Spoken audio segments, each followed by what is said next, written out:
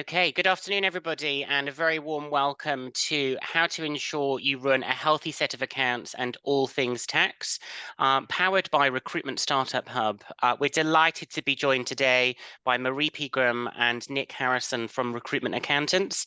They're here to provide you with all of their wealth of experience and knowledge to help you avoid the pitfalls along the way. We're also going to be joined by some of our panelists today. If you've been part of the Recruitment Startup Hub from the very beginning, you'll know that we've got a great amount of partners that are supporting this first series of events. We've got today joined already Cathy O'Donoghue from HR Champions, and we hope to be joined by a number of our partners throughout today's session. Today's session is due to last around an hour, and during that time we'll have an interactive Q&A session once we've had the first part of today's presentation. Very shortly, I'll be handing over to our two panelists today who will be running the session. But just to let you know that throughout today's session, we'd like to keep this very interactive. So if you do have any questions at any point, please use the chat facility and we'll get those questions over to our panelists. We also have a Q&A function as well. So use either of those. They'll come through directly to myself and we'll pose those questions to our panelists. Towards the end of today's session, we'll also be introducing the follow-up sessions that will be coming throughout the next few months, and of course that face-to-face graduation in April of 2024. Today's session is being recorded, and a full recording of this event will be available after the event today. That will be provided via email and will also appear on our Recruitment Startup Hub webinar. But enough of all of those boring things. Let's get down to business. I'm going to hand you over to Marie Pegram now from Recruitment Accountants. She's going to give a very brief introduction of herself and Nick, and then we'll get straight into the session. Marie, very delighted to have you with us today. Thanks, Vincent. I'm pleased to be here. Just a quick overview. So I'm a qualified chartered accountant, ex-recruiter actually, years ago. I actually specialised in financial service recruitment. Northern Rock was our biggest client, and you can imagine where that business was when Northern Rock went kaput, and I decided to look for a completely different career and ended up in accountancy. So I'm a partner at Recruitment Accountants. It's a division of UHY Hacker Young, so top 20 accountancy firm. We act for a wide range of different recruitment businesses. We act for over 100 agencies at the moment, offering everything from accounts, tax, outsourced FD support, bookkeeping, management accounts, and things like that. Brilliant. Thanks, Marie. Are we having an introduction from Nick? Yes. Hi, I'm Nick. I'm a chartered accountant as well. I'm a client portfolio manager at Recruitment Accountants. I've been at the firm 6 years, the majority of this time being in the recruitment industry. Recently, I've taken on the role of going into recruitment startups. It's been really, really great to see some of the progress that our current clients are making. And I think it's really satisfying just to see people grow from when they first take on or take their first step into owning their own business. That's fantastic. Thanks, Nick, and thanks, Marie. I think with that in mind, we definitely feel in safe hands today. So, Marie, are you happy to move straight into some of the things that you've got prepared for us today? Yes, definitely. Yes. So what we thought would be a really good thing to run through today, covering for recruitment startup businesses or newly established recruitment businesses, is to talk about the top 10 challenges that we see a lot of new recruitment businesses come up against when they're first starting out. So Nick and I will talk through these. Feel free to, as Vincent mentioned, to fire in questions as we go along. And if we don't get to your questions in time, I'm sure Vincent can let us know and we'll get back to you following this webinar. So first challenge, often when you're literally just starting off on your journey, is how to set up your business, what to do. So Nick, I think you're going to talk about the business name. Yeah, so I suppose one of the first things you need to think about is what your business is going to be called. I suppose at first look it's probably quite an easy thing because you probably have something in mind, but there's a few key things that you need to check. So there's a company's house name checker, which you can type your desired name into just to make sure that it fits in with company's house rules, because there's some certain characters like the and symbol, which you're not allowed. It's also important to check if you've got any competitors with a similar name. Also, for search engine optimization, just to see if there's any large companies. Obviously, you're going to want your company to appear at the top of the Google search. Also, alongside that, it's probably worth checking that your domain is available, because you don't want a domain with a company with a different name. And do you want to talk through about the incorporation as well, Nick? So it's a straightforward form that we complete on your behalf. It's probably worth waiting until you're ready to trade to start incorporating, because otherwise you'll have to submit dormant accounts. Okay, thanks, Nick. And the other thing to think about when setting up the business is the share structure. So what does your business look like, assuming you're going to go down the limited company route? If you're going out on your own, normally it's really straightforward. You own all the shares in the business, and the business is 100% yours. However, there's things that you might want to think about. So if you're coming from a recruitment company where you were an employee, you might have restricted covenants. So there could be things in place where you actually can't go and open another company that's going to be a direct competitor to your existing employer. There could be things like if you're going to be more than one shareholder, so you might want to go in as a partnership with someone else. It could be 50-50, or you could be more than one partner. So you might want to think about, you've each got different tax circumstances. So instead of just going for a straightforward share structure where, say, you had 100 shares and 50 shares go to one person and 50 go to another, you might want to think about an alphabet share structure, which will help you tailor how you take money out of the business, and you can be a bit more flexible in terms of tax planning. Also, if you have a spouse, you might want to think about bringing them into the business when you set it up as well, because you could have some tax savings there. So when you think about your share structure, definitely see if you can get some advice on that, because there could be some easy wins right at the start of your journey. Another thing to think about when you set up your business is having a shareholders agreement. So if there's more than one shareholder, you might want to think about putting an agreement in place in terms of how you're going to run the business. This is not a legal requirement. You don't have to do this, but we tend to recommend that it's best practice too, and done at the start of your business journey, where you've got both of you, if there's two of you or more, that you're both on the same page, you know where you want to take the business and how to run it. And the shareholders agreement would cover things like decision making. So if there's 50, if you're 50-50, then who has the deciding vote? How do you decide if you disagree? How do you make decisions with the business? The shareholders agreement might cover things like if one of you wants to leave the business, transfer in shares. If one of you, unfortunately, something awful happens and you die, or you're looking at maybe retiring at some point. So it covers all those eventualities, and it's all written in an agreement that you agree at the start. So I really recommend thinking about that at the start of your journey. And Nick, do you want to talk about financial year end? Yeah, no problem. So when you set up your company, depending on when you incorporate, you'll be automatically given a year end by HMRC. This isn't a fixed thing. You're able to change it. You can move it forward. You can move it backwards. The majority of our clients tend to align either with the calendar year, so 31st of December, with the tax year, 31st of March. It's mainly for convenience, or if you want to compare to, say, a competitor. And registered office? Registered office, we would probably recommend that you use your accountants as your registered office, just because it saves post. You don't have to worry about it. It goes to your accountants, and they can deal with that for you. Yeah, I think also to add with the registered office as well, is when you set up a company, often you obviously don't have an office, so you don't want to put your own personal address on Companies House, because that'll be publicly available. There are lots of different registered office facilities. You can use your accountant's address, or you can use like a PO box. There's quite a lot of companies that offer that as well. So just think about that when you register, because you don't want your personal details being publicly available for everyone to have a look at.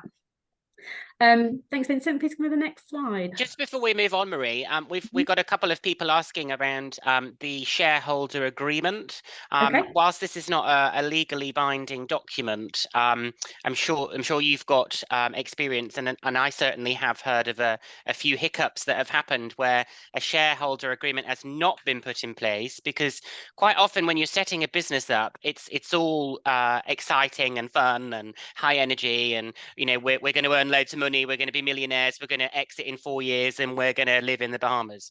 It's not all quite like that, is it? So do you have any hints and tips about how to set up a shareholders agreement? Who can support? What does it look like, etc.? Yeah, so definitely. I think so what I was saying before, it's not a legal requirement to have one, but they are a legally sound document if you do have any problems. You can go to a legal firm to get your shareholders agreement, or you can go to an accountancy firm who will have to work with a legal firm to get it done. But if you go to an accountancy firm to get your shareholders agreement, they can give you tax advice at the same time.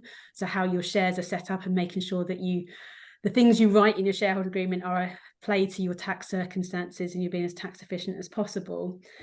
Completely agree, Vincent. When you start up your business, it is an exciting part and you're really sort of raring to go. But I have seen it where people have fallen out and it gets very, very messy when there's not a shareholders agreement in place.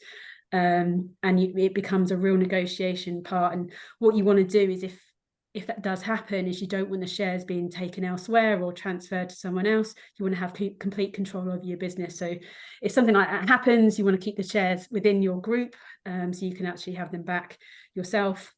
Also, I've seen it where shareholders, one shareholder may want to sell the business and the other one doesn't. So again, the shareholders agreement will address those sort of circumstances. So how we start with helping our clients do a shareholders agreement, we have a quick Q&A. So we've got a Q&A document. We'll ask all the questions in terms of things that you want to think about. And if you don't know the answers, that's fine. We'll talk them through with you and help you get to the right answer. But then that would be the starting point. And they can be fairly simple. They don't have to be overly complicated, but it just covers all those different circumstances that I've seen come out of the woodwork when you're further down the line in trading. Yeah, and prevent those really awkward scenarios, the what ifs. Okay, we'll pause there for a second on the questions. We'll come back to some of those as we go through, because I think you might answer some of them in some of your slides. Do you want me to move on to the next slide? Please. Okay. So challenge number 2, budgeting and forecasting. So when you start out on your journey, it's important to start looking at what realistic targets look like, and setting those realistic targets. So I talked to quite a lot of startups that are really excited about their journey, and suddenly the numbers they put on the piece of paper is eye-watering. It's like, brilliant, that'd be great if you can achieve that, but what happens if you don't? So I tend to recommend looking at budgeting for a best case scenario and a worst case scenario, so you can see how you can go in between and be quite realistic about it. When you're looking at setting targets, I recommend working backwards as well. So if you think you're going to bill a certain amount in sort of month 1 or month 2 or whatever it is, what does your pipeline need to look like to invoice that amount in that period? So for example, if you're looking at month 3 in your first year and you want to bill, I don't know, £20,000, how many placements is that? What does your pipeline need to look like in month 1 and month 2 to actually achieve that billing target? Also with budgeting and forecasting, when you're first starting out, it's really hard to try and get to grips with all your costs. So making a really clear estimate of how much everything's going to cost in your business. So your LinkedIn license, insurance, CRM. So you know there'll be some that you may have to pay up front and some things that you may have to have like recurring costs, so you get a really good idea of what they're going to be. So I recommend ringing around lots of different partners and investing that time at the beginning of your journey to find out all the different costs that you're going to have to pay.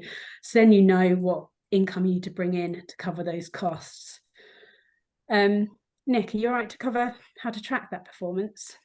Yeah, no problem. So instead of just starting up a business and having all of these expenses flying out everywhere, having receipts, paper receipts or receipts emailed to you, we'd recommend actually investing in Xero software, which it's an online tool and it allows you to upload your source documentation. And from this documentation, you can pull reporting, profit and losses to show you how the business is currently performing, to show you how you're maybe matching your goals, exceeding your goals, or maybe where you're falling behind. Yeah, so Xero, that's Xero. I'm sure a lot of you may have seen the advertising campaigns for Xero accounting software. If you go on their website, their license fee is about £30 a month if you're not using foreign exchange, or £42 a month if you are. But they do offer 6 months half price, I think, if you sign up with them. But yeah, with Xero, as well, as Nick was saying, you can import your budgets. So once you set your budgets and what you think your costs are going to be and what you have your targets are for your invoicing, you can import them into Xero, and then you can start tracking your budgets versus actuals and really keeping tabs of where you want your business to be and where it's going. Next slide, please, Vincent. Just a quick question, Marie, if I may. So with the budgeting and forecasting for year one onwards, we have quite a lot of conversations with our new startup companies, and the question that's come forward is there any way of adding realism to some of the forecasting? So yes, we'd all like to be the next £2 million turnover recruitment agency, but how do you stress test a forecast for the first 12 to 24 months? I think that's a really good question, Vincent. I think it's a tough one as well. What I tend to see is people that come from a recruitment background tell me they bill, I don't know, £1 million a year. So my desk guy bill £1 million a year, and it's like, well, you're not going to do that starting your new business straight away, because you've got to build your desk. And you've got to run a business at the same time. So you're not going to hit those sort of targets. So I would almost half that, if less than that, to be honest, because you've got to build the desk. And I said, build your client and run your business at the same time. So for me, a reasonable estimate, I mean, it depends on which sector you're in, I would look to turn over about 250k to 500 in your first year would be a really good year. If you're on your own and you don't have as much, you're not coming from a business that you've sold or anything like that. If you're literally starting fresh, would be a reasonable expectation. Yeah, and I think that fits quite well with what our stance on that is. We normally say pick a number and then halve it. You know, it's difficult, isn't it? It's a little bit finger in the air moment in terms of that, you know, without having a robust business plan and clients on board, it's a little difficult to know. But I think with that in mind, realism is really important. Okay, great. Shall I bring your next slide up? Yes, please. So coming up with an effective pricing strategy. So there's lots of different, I mean, I don't want to teach the audience to suck eggs because you're all experienced recruiters, but there's lots of different ways you can price your own products in recruitment. So you can have retainer models, contingency recruitment, perm recruitment, exec recruitment. There's lots of different things that you can offer. And it's understanding what your competitors are doing, so doing a bit of competitor research. If you can, obviously, if you're coming from a similar background in recruitment where you've been employed and you're going out on your own, you probably know the market pretty well. One of the things that I talk about quite a lot is the temp side in terms of employing temps and the additional costs that you need to build into your margins.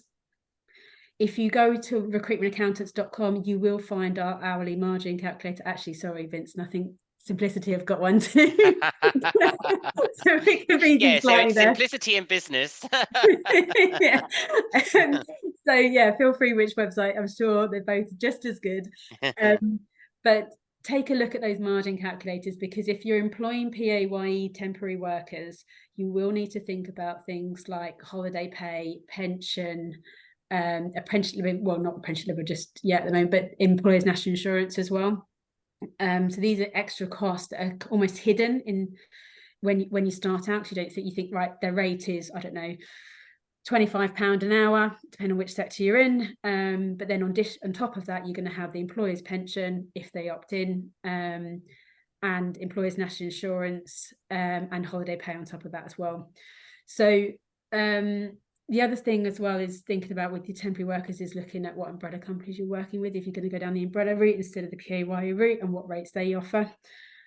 Quite often, again, when talking about pricing strategy with new recruitment, the medical sector comes up quite a lot with us. There's quite a slightly complicated legislation around the VAT side of things in the medical sector.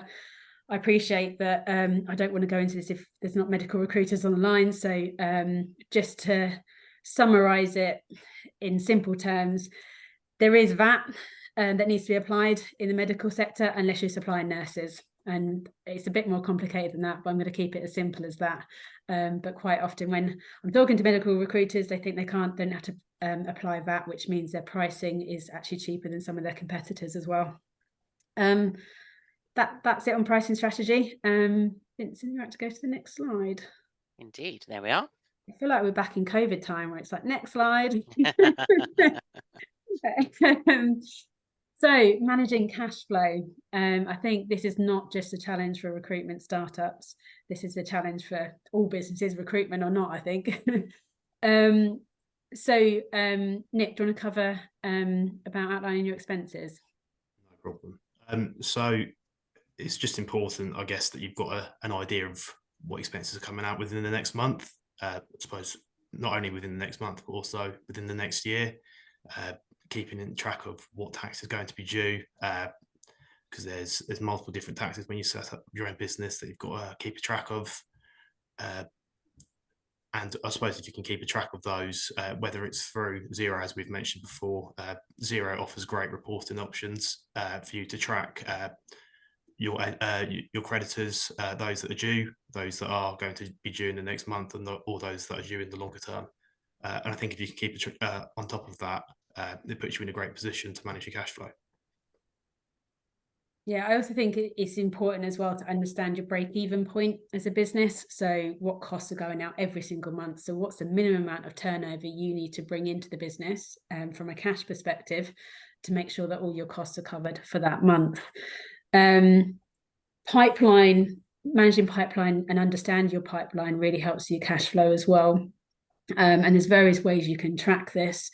Xero with perm agencies, we encourage people to draft their invoices based on placement, so you can see that tracking in Xero. But if you're using the likes of Simplicity, for example, then you are going to be getting your margin every single week. So that eases your cash flow, just making sure that you understand your pipeline for your placements that you're making, so you can make sure that margin is still coming in every single week.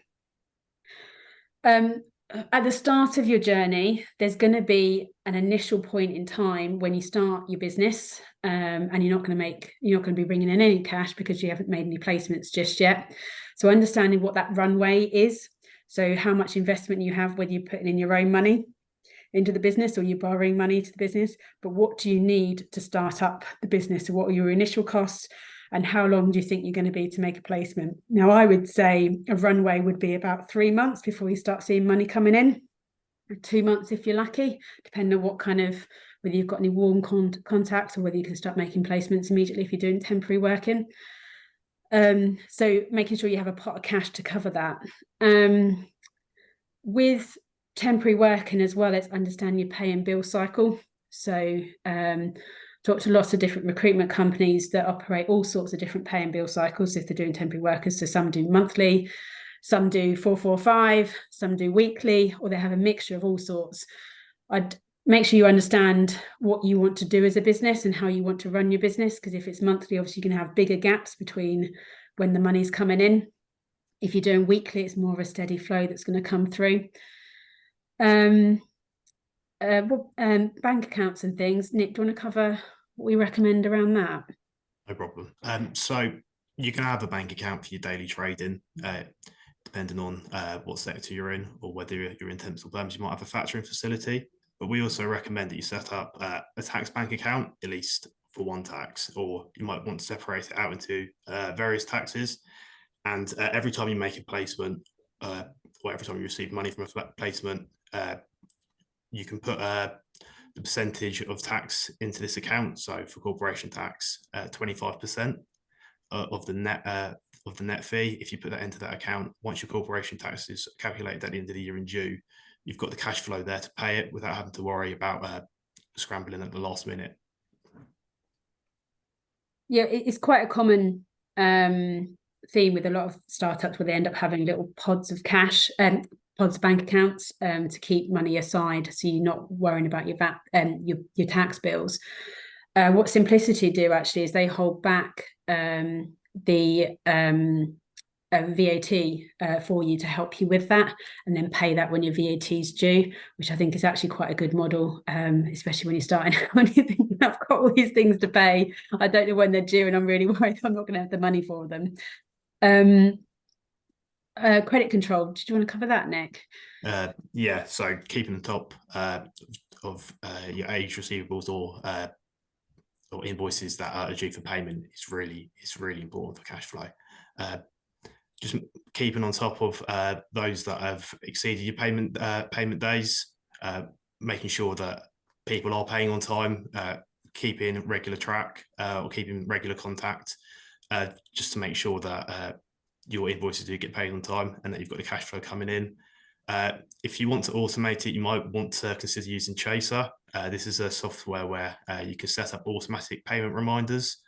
So it saves the admin for you. And once set up, you can set the reminder days, whether you want it to be 2 weeks, monthly, bi-monthly. I doubt it would be bi-monthly. But yeah, if it saves some of the admin. Yeah, Marie, I think just a quick question. Oh, sorry. Just a question from the audience. Somebody's asked a question about bank accounts. Are they allowed to have more than one bank account? Yeah, you can have as many bank accounts as you like. I think what Nick was referring to is if you can have separate, so some open a separate savings account. It's like a corporate savings account where they can just put money aside to pay for their tax bill and then bring it back into the main business account and pay the tax bill. Okay, and another question. The question is around, is it 20% for VAT and 25% for corporation tax? Those are the tax rates, yes. Tend to recommend putting 20% aside for your VAT every time you make an invoice. Obviously, if it's via Simplicity, you don't need to worry about that. But if you're doing perm deals, for example, I'd put 20% aside. That's going to more than cover your VAT because you will have paid out VAT. In terms of corporation tax, it won't be quite as much as that of 25% of your turnover because you've got a lot of costs in the business as well. So if you're using something like Xero, what we do for a lot of our clients is we put an estimate at the end of each month in terms of 25% of the profit into Xero to show what the tax bill could be, and you may want to siphon that off every single month and put that into a separate bank account ready for your tax bill. Nobody likes any surprises, so I definitely condone that. We obviously do look after that for you from a simplicity perspective, but taking simplicity away from that, it's really important that you have those funds available and you're not late in paying, because you know that's going to put you into quite hot water to begin with, and it's very difficult to claw that back and get back on top of some of those really important bills that you will have to you know, spend money on. Unfortunately, none of us like paying money towards VAT or tax, but it's something that is a choice taken away from us. So definitely make sure that you've got that available when it is due. Yeah, definitely. I think just to pick up on Nick's previous point about the credit control, what quite often happens in recruitment is people get quite excited about making the placement, the invoice is raised, but the cash hasn't actually come into the business yet. Obviously, like I said, if you're using Simplicity for your temps, that does come in on a weekly basis, so it's fairly straightforward. But if you're doing perm deals, it's making sure you have a tight credit control. So most perm deals, you're looking at an average of payment days of about 14 days. Some manage to get down to 7 days, which is brilliant. But you've got to be able to, on top of that, to understand what clients owe you what, and chasing in that debt to make sure they pay you on time. Some businesses write in their rebate terms for perm placements in terms of if the placement doesn't work out, some clients can get a rebate of their recruitment fees, but if they haven't paid the invoice on time, then they don't qualify for that, which normally helps your clients pay on time. Absolutely. I think also just efficient. Oh, sorry. I was just say also just to touch on that, when you're invoicing, obviously it's brilliant when your first invoice or a couple of invoices go out. It's such a great feeling. But just make sure the admin's in order. Make sure that if there's a PO reference, that it's going to the right people, because otherwise the chances are you won't get the cash received. And obviously that's going to have an impact on your cash flow. And I'll put you in some serious hot water, especially when you're just starting up. Yeah, that's a great point, Nick. So moving on to being tax efficient. I think, Nick, you're going to take this one. I think, as Vincent said slightly earlier, nobody really likes paying tax. So we try and do our best to help you understand what can go through the business. The general, I suppose, wording that we use. It has to be wholly and exclusively for business use. So if you've got a business mobile, that's we're more than happy for you to put that through the business. Mileage costs, not your daily commute. So on my drive to work this morning, I'm not allowed to claim mileage for that. But if you're going from a place of work to a client's office, you can claim mileage. General travel, so trains to client offices as well. Coffees, when you're, say you're in London and you're getting some lunch, that's fine. Advertising, so if you're trying to, I suppose when you're starting up your business, you're going to want to get as much exposure as possible. So any advertising costs in general, that's fine. And then your LinkedIn, Job Adder, any of those job boards, subscriptions to AppsCo, accountancy fees, all of that is fine. Question for you, Nick, from one of our members of the audience. When recording mileage, do you have to record everywhere you go? So it's probably best that I think we recommend you record the mileage where you've gone and where you've gone to. And then if you just record the miles and total it up, you can either pass it to your accountant to work out, or I believe it's 45p up to 10,000 miles. And then is it 25p over that? Yeah. So it's a fairly simple calculation. And you can reclaim that back from your business if it's like a director's loan, basically. So if you've done it as a director, you just claim that money back from the business and it's tax-free. Okay, brilliant. Thank you. I didn't know that either, so I've learned something there. Thanks, Marie. So I've probably just touched on the company. It's also good to be tax efficient personally when you're drawing money from the business. The main two ways, I suppose, that you'll draw money from the business if you're a director shareholder is via salary or via dividends. Being tax efficient is probably, you're going to take a combination of the two. Dividends are taxed at a lower rate, but you can only pay them if you have reserves after you've paid the corporation tax. So when you're starting up a business, in the first couple of months, you might just want to take a salary just to make sure that you're drawing money from the business until you start making money. Yeah, I think with that as well, it's worth looking at your own personal circumstances. So if you've got, as I mentioned previously with your share structure, if you're looking to bring a spouse into your business, then you can use their tax thresholds as well. So making sure you've got the right balance between salary and dividends. And as Nick rightly said, you've got to make a profit before you can pay yourself a dividend, unfortunately. So that's the only downside of that one. Damn it. Nick, are you going to cover anything on pensions and electric cars? Yeah. So pensions are another way for the company to contribute towards your personal income. The company will get corporation tax relief from when the date of payment. So say I paid myself £5,000 out of the company into my personal pension today, the company would be able to claim corporation tax relief at that date. There are limits that you can take every year, and if say you've paid yourself X amount of money, you're not allowed to take a pension more than that amount. I believe the limits per year now are £60,000, but it's just another way of considering how to draw money from the company tax efficiently. Electric cars can be something which are beneficial to put through the company for tax purposes. Petrol and diesel cars, we really wouldn't recommend. Without getting too complicated, it's just not worth it from a tax perspective. It's really not efficient. I don't think, we just wouldn't recommend it. I think if you're going to put a car through the company, you probably want to be looking at electric. It just saves you and the company. It's just a better option. Yeah, I think with electric car, I've actually done it myself with the accountancy practice with Recruitment Accountants. So I've got an electric car myself, and it's a cheaper tax rate. So you get charged a benefit in kind tax, it's called. So it's basically I get a benefit from the company because the company's got me a car.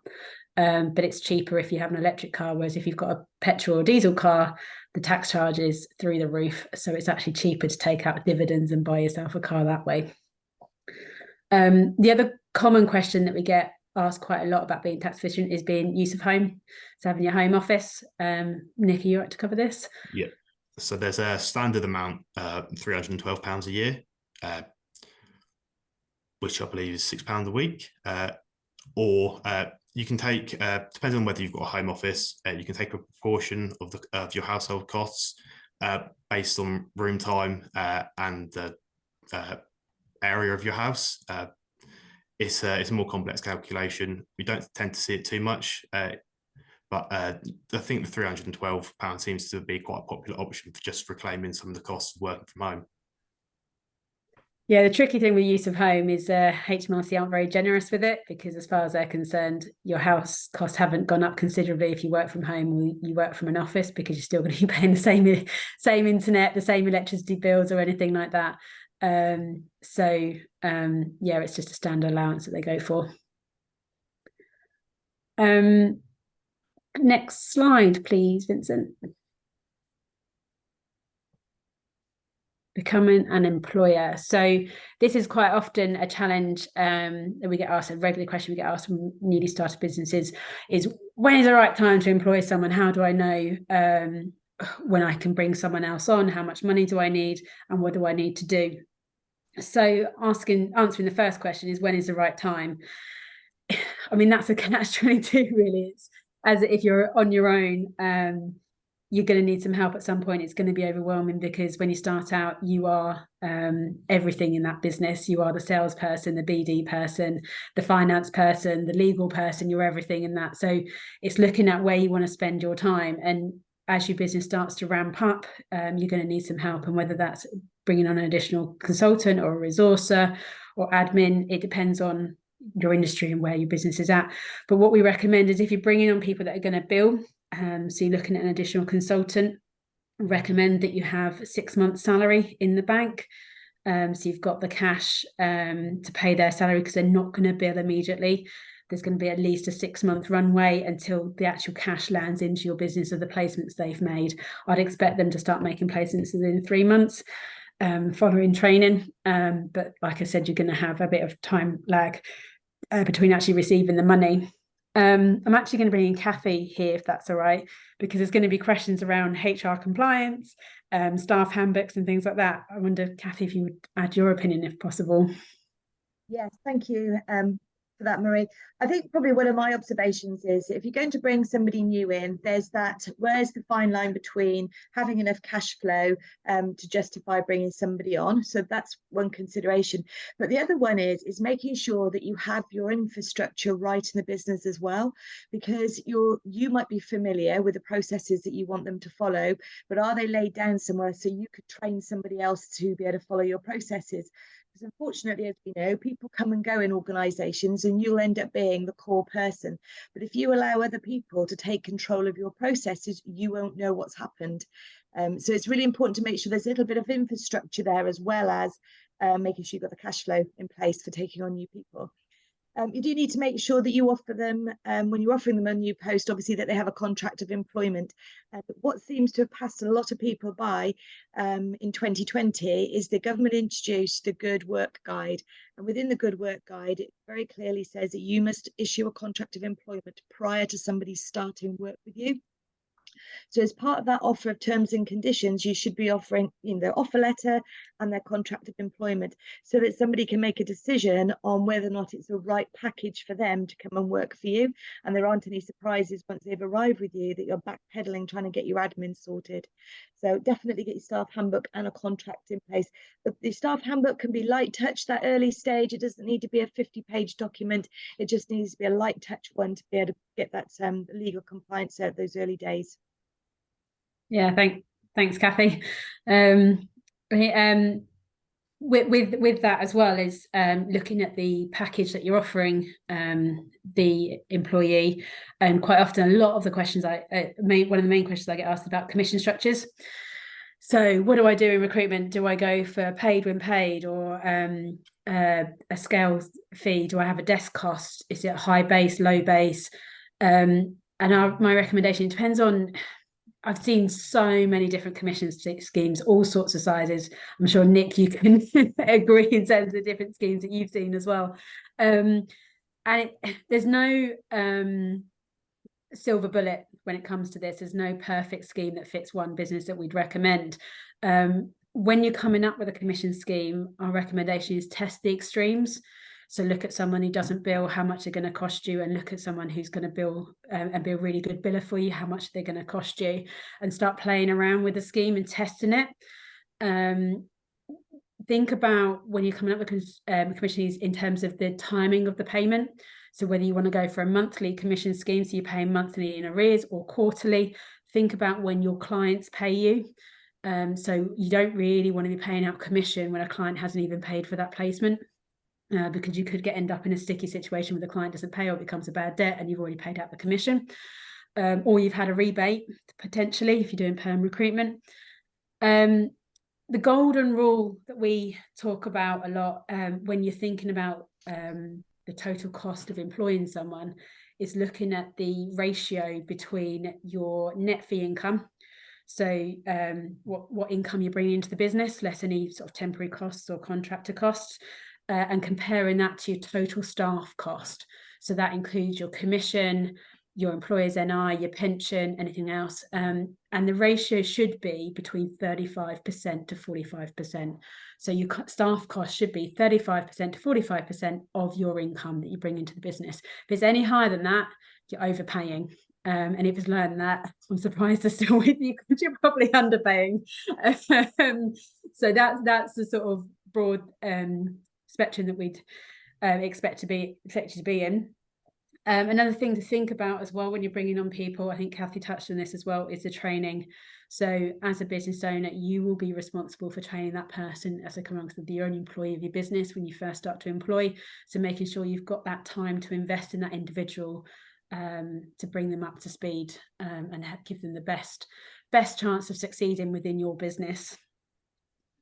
That's it for that one. Is there anything else that Vincent or Kathy you'd like to add? Just a quick one from me. When we talk about commission structures, I think it's really important to remember that commission structures will also drive certain behaviours as well. So when you are thinking about employing your first member of staff, you as the business owner have got a genuine interest in everything to do with your business. Hopefully your new employee will too. But there is certain scenarios that you might find yourself in that will be driven by the commission. So when you're thinking about putting a structure in place, don't just think about how much money that person's earning you. Think about how they're doing it as well. And that's really important that you build that into the commission structure, because if you don't, you might have a top biller, but they might be completely ruining your brand because they're doing things in the wrong way. So keep that in mind when you're putting a commission structure in place. Yeah, I completely echo that, Vincent, actually, because I think one of our clients is only a couple of commission schemes I've seen like this. One of our clients has got it where their commission scheme is based off feedback from their client. So they have a rating that their client comes back on a placement, and where whatever it is out of 10 impacts the commission they get on that placement, which I thought was a really clever idea, because it's like, well, actually, if I don't give good service, and that's going to impact my commission as well.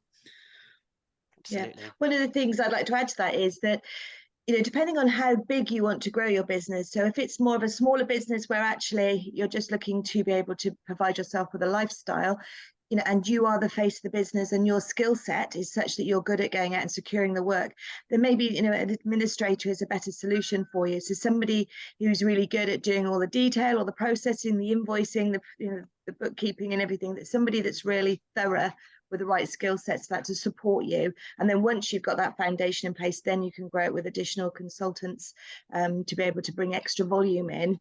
But nothing worse than having the skill sets of two brilliant consultants and no infrastructure behind you. Yeah, thanks, Kathy. I completely agree with you on that.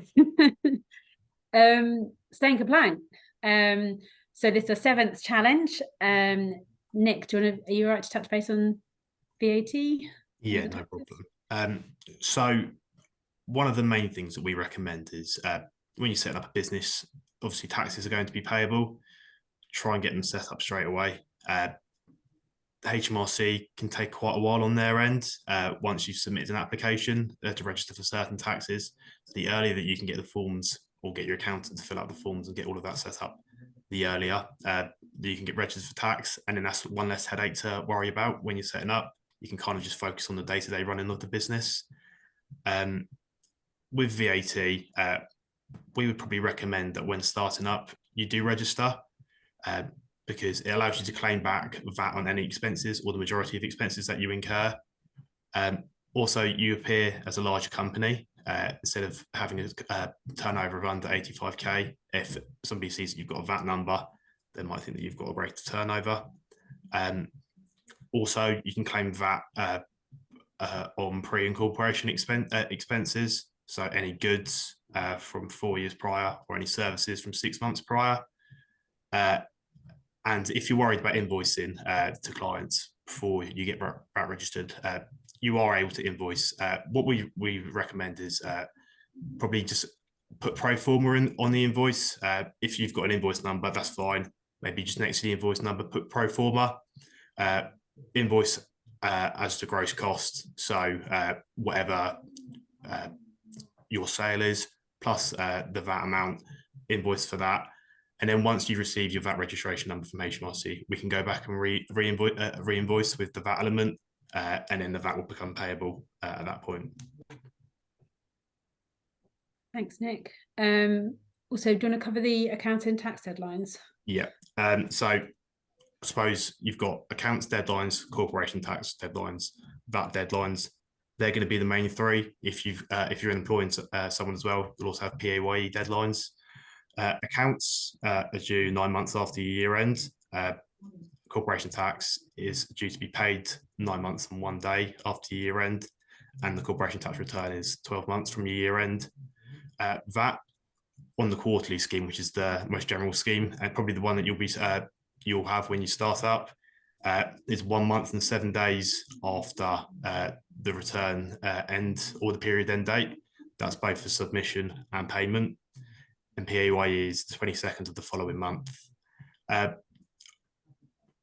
would say that any good accountant, which is something that we do, which is why I'm saying it, they should provide you with what we call a payment calendar, which basically gives you information regarding what taxes you're likely to incur in the first year or future years as the business gets more complex.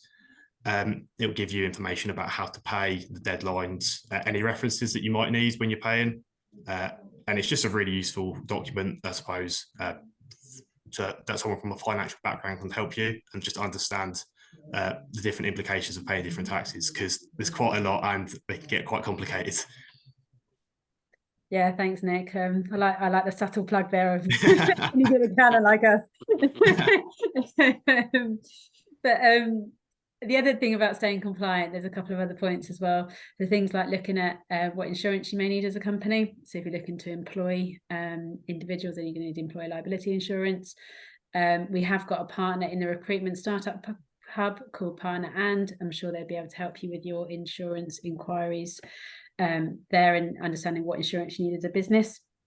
IO35 is quite a big one in recruitment, so making sure you're up to speed on that and the requirements that you need, especially with things like the key information document, and understanding the employment status determination test that you'll need to carry out if you're employing temps or deciding on how you're going to engage with temps, whether that's limited company, umbrella, or PAYE. If you are engaging in temps that are not PAYE temps, then be sure to understand the requirements for the employment intermediary reporting that is due every quarter.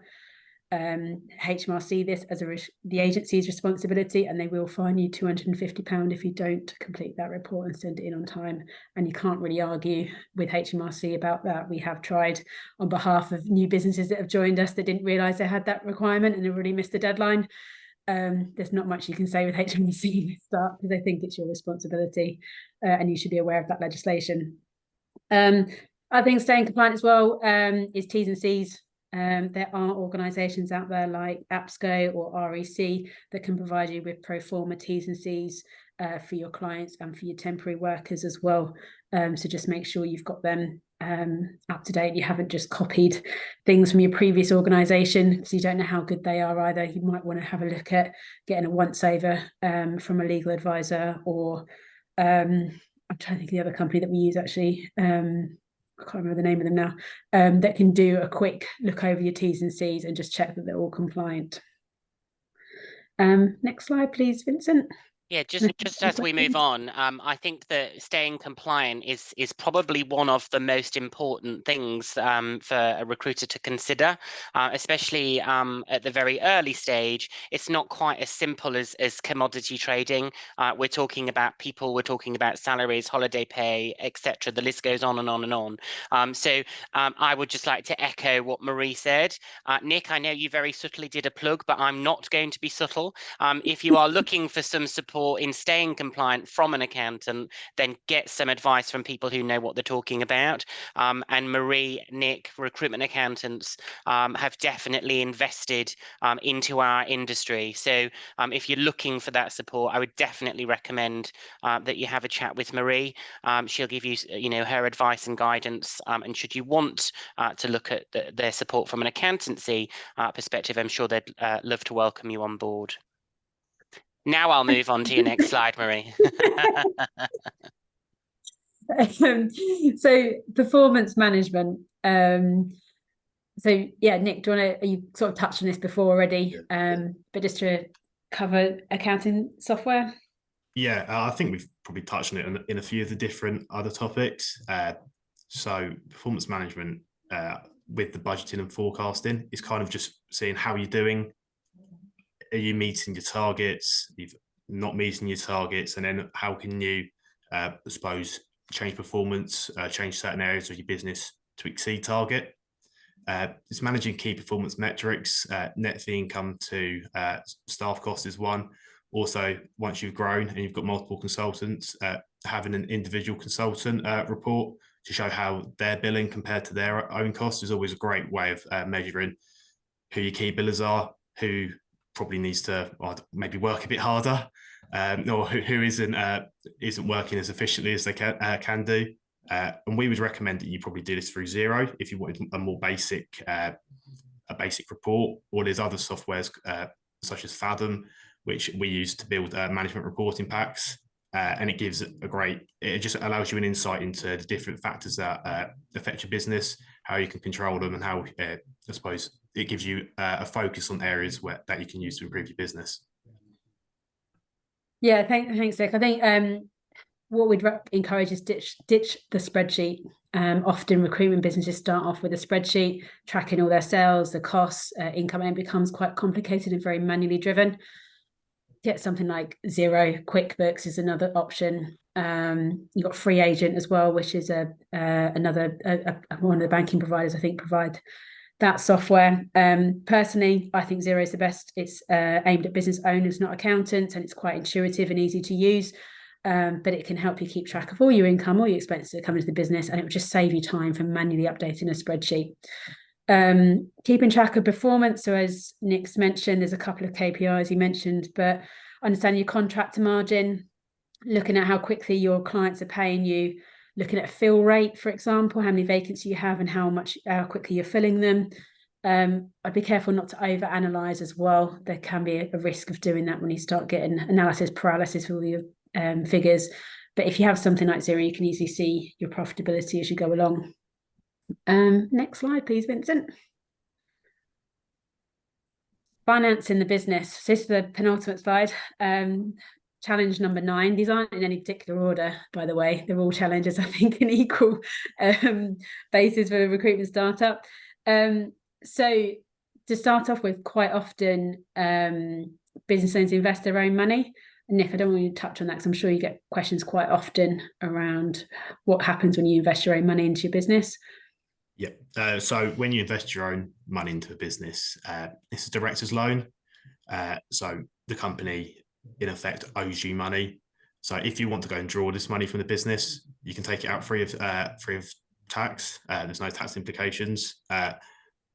Might not be the most advisable thing to do when you're starting a business. You might choose to take a salary, and then you can claim the corporation tax relief. by voting yourself a salary and just using that to offset your director's loan. If there's a loan in business, you could also, the business can pay you interest. The only thing is that this would need to be included on the personal tax return, as the business is paying you money, an income. Yeah, thanks, Nick. And I guess, Vincent, you might want to jump in here in terms of financing your business and how you can help a startup get off the ground. I wonder why. I'd like to say something.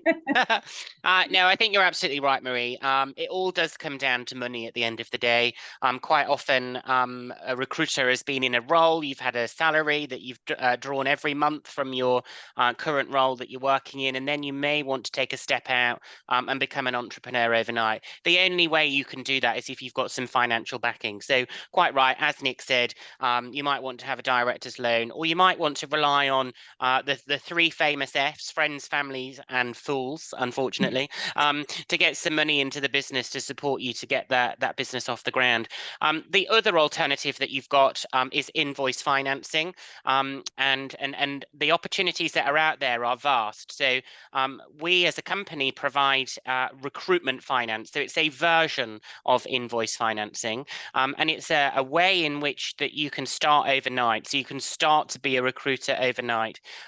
You can get 100% upfront funding to support you in placing temporary workers, and of course funding any of your perm placements ahead of the invoice due date as well. And then on the back of that, there is back office support that's available, that's included within the package. But ultimately, the key thing I wanted to say was it's not all about investing a huge lump of funds yourself. There is alternative methods of finance which can be pulled upon immediately, and the credit that you have put in place is not built on yourself, it's built on the clients that you're working with. So there's no requirement to build up credit worthiness with insurers as well. If you want to know more information on that, more than happy to do so, but I won't kibosh your presentation today, Marie. Thanks, Vincent. And then the final challenge is not having enough time, which I'm sure we can all understand that with any job that we do or anything we do. It's when you start out in your own business, it is a struggle to try and juggle everything. And what our recommendations are is you can't be that expert in everything either. So surround yourself with the right people, surround yourself with the right partners. Lean on, there's other recruitment business owners that are more than happy to spend time. There's networks that you can join. So make sure you lean on these people and ask as many questions as possible, and just don't try and do it all yourself. There's plenty of resources out there as well. So we're quite a big fan of some of the networks like APSCO, REC, the Recruitment Network. They're all very good networks that you can lean on your peers to understand how, what you can do differently within your business, as well as places like the Recruitment Startup Hub as well. And that's it from us. Brilliant. Marie, Nick, thank you very much for pulling together those top 10 things to be aware of when it comes to running a healthy set of accounts and all things tax. Sometimes these subjects can be a little bit drab, so thank you for bringing those to life today and putting your own spin on those. I've certainly found it useful. I hope all of the attendees and audience have too. And it's also special thanks to Kathy from HR Champions for providing your own perspective and also those key things about becoming an employer. I think whilst we're on that subject, it's a very important thing to think of because that can happen a lot quicker than you think. So with that in mind, Marie and Nick have their contact details on the screen now. Please feel free to jot those down, but also we'll be providing those on the follow-up email that we'll send out today. So today's session is episode 2 of series 1 of how to be successful within your first 12 to 24 months of setting up a recruitment agency. Episode 3 is due to go live on Wednesday, the 13th of December at 11 a.m. That will be supported by another of our partners, Growth Recruits, and that's going to be all around marketing strategies that drive consistent growth. So you've got an insight now, hopefully, to finance, which was one of the first sessions that we provided, alongside how to set up a bank account and run an account. And then, of course, the in-depth knowledge that we've brought to you today from Recruitment Accountants in relation relation to running the account and tax efficiencies, etc. We now move on to dressing your shop window, the important bit of getting things off the ground. And we'll take you through to the end of March next year to hopefully give you all of the support and guidance that you might need to be successful within that first year. The online platform is now live and ready to use, so please do pop on there for any information that you might need, and of course some of the recordings of the webinars throughout the next few months. Thank you all for joining. We hope you have a successful week, and we'll speak to you all soon. Thanks, everyone. Cheers.